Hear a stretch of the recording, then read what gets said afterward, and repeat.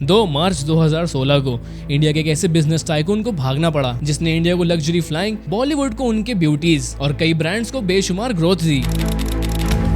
पर फिर ऐसा क्या हुआ कि the king of good times ने इंडियन बैंक्स को जड़ से हिला कर रख दिया। भारतीय बैंकों से 9,000 करोड़ रुपए लेकर फरार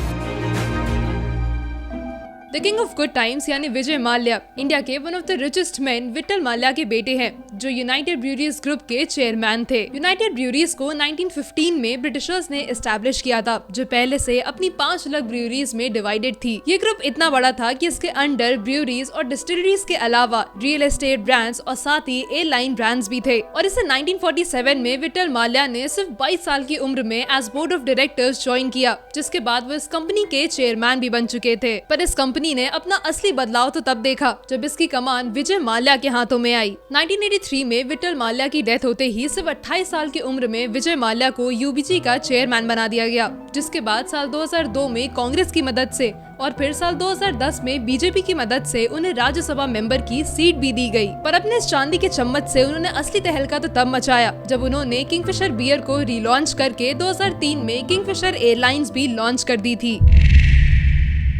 किंगफिशर एयरलाइन एक नॉर्मल एयरलाइन नहीं थी, क्योंकि इसने गोरमे मील्स, इन फ्लाइट एंटरटेनमेंट और अपग्रेडेड सीट्स के साथ पैसेंजर्स को एक प्रीमियम फील दिया था। और ये इंडिया में पहली बार वर्ल्ड का largest passenger aircraft Airbus A380 को भी लेकर आई थी। फिर अपनी इसी उड़ान को पर लगाते हुए इस ब्रांड ने IPL की most winning team royal Challengers Bangalore को भी खरीद लिया था, जिसके बाद हर तरफ सिर्फ इसी चिड़िया के चर्चे थे। फिर चाहे बॉलीवुड में दीपिका और कटरीना जैसी ब्यूटीज को अपने कैलेंडर के थ्रू लॉन्च करना हो या फिर इंडिया की one of the most successful parties throw करना हो, सबकी जुबान पर था तो बस एक ही नाम, विजय माल्या। पर इस ऊंचाई पर पहुंचने के बाद अगर आप गिरने की गहराई ना पहचानो तो आप खुद को कभी गिरने से बचा नहीं पाते। और ऐसा ही कुछ हुआ किंगफिशर एयरलाइंस के साथ।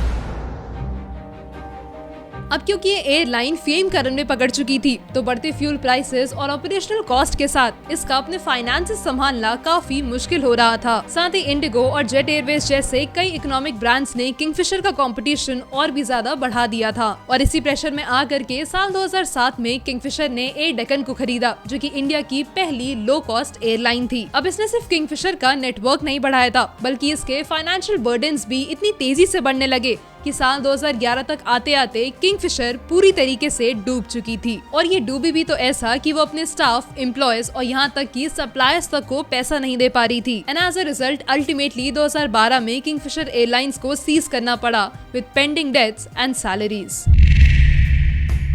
अब बात उठ के विजय माल्या के फाइनेंशियल डीलिंग्स पर आ चुकी थी, जिसके रिजल्ट के तौर पे उन्हें चेयरमैन की पोजीशन से हटा दिया गया और उन पे इन्वेस्टिगेशन शुरू हो गई, जिसमें पता लगा कि किंगफिशर के अलावा भी कई कंपनीज के नाम पे 17 बैंक से लोन लिए गए हैं। इन सब का टोटल अमाउंट 6,000 करोड़ से भी ज्यादा का है, जिसमें सबसे बड़ा अमाउंट इंडिया के सबसे बड़े सरकारी bank state bank of India से लिया गया था। एक के बाद एक पन्ने पलटते गए और आखिरकार फाइनेंशियल फ्रॉड के लीगल केसेस के साथ 2016 में विजय माल्या ने इंडिया छोड़ दिया, जहाँ आपको लगता है कि आर्थिक स्थिति खराब होने के चक्कर में उन्होंने ये स्टेप उठाया। वहीं सीबीआई रिपोर्ट के अकॉर्डिंग 2008 से 2017 के बीच उनके पास इतना पैसा था कि वो बैंक से लिया हुआ लोन चुका सकें, पर ये ना करके उन्होंने यूरोप में 35 मिलियन यूरो की प्रॉपर्टी खरीद दी। तो फ्यूजिटिव इकोनॉमिक ऑफेंडर यानी कि भागा हुआ आर्थिक अपराधी घोषित किया गया, जिसपे अब सीबीआई ने नॉन बेलेबल वारंट्स इशू किए हैं। पर इतने बड़े फ्रॉड के बाद क्या कोई बिना सपोर्ट के ऐसे भाग सकता है, या सरकारी बैंक्स बिना किसी सलाह मशवरा के इतना बड़ा लोन अमाउंट दे सकती है? क्या कमियां हैं इसलिए फ्रॉड हो रहे हैं, या फ्रॉड हो रहे हैं इसलिए कमियां हैं? आपको क्या लगता है? हमें कमेंट करके जरूर बताइएगा और हम मिलते हैं आपसे अगली वीडियो में।